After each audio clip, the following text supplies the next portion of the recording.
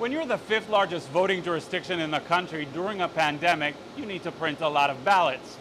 This machine here is how you do it at a pace of about 1,000 ballots per minute. I'm Itay Hod in Santa Ana, where this elections office is gearing up for what is expected to be the biggest mail-in vote ever. In a year when everything seems to be up in the air, there's one thing Neal Kelley knows for sure. 2020 will go down as the most intense election of his career. It's like planning 20 Super Bowls at one time. The chief election official in Orange County, Kelley, has been in a race against the clock ever since the coronavirus hit. It consumed me. I realized that it was very possible as COVID exploded that we could be doing an all-mail ballot election in the fifth largest county in the country in the fall. More than 33 million Americans voted by mail in 2016. That number is expected to double this time around, which is why Kelley has set up what he calls a military-style operation to handle the unprecedented tsunami of mail-in ballots. It is hard to describe. It is an enormous amount of pressure. There's a lot weighing on my shoulders.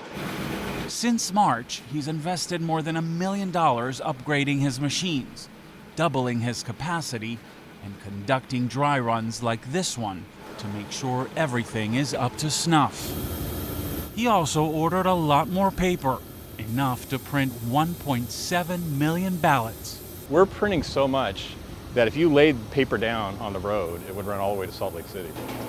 President Trump's repeated attacks on the validity of mail-in ballots have fueled concerns among voters. But Kelley insists not only are they secure, they're safer than voting in person. We don't check IDs in California. We're prevented from doing that. We don't compare your signature when you go to vote in person, but we do these things when you're voting through the mail.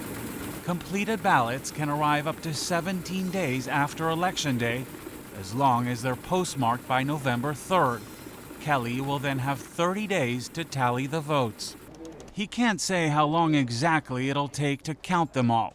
What he can say is what will happen once he's done. Once it's all over, I'm going to relax and drink a beer on the beach somewhere. Navigating a historic election during a global pandemic by delivering democracy straight to your door.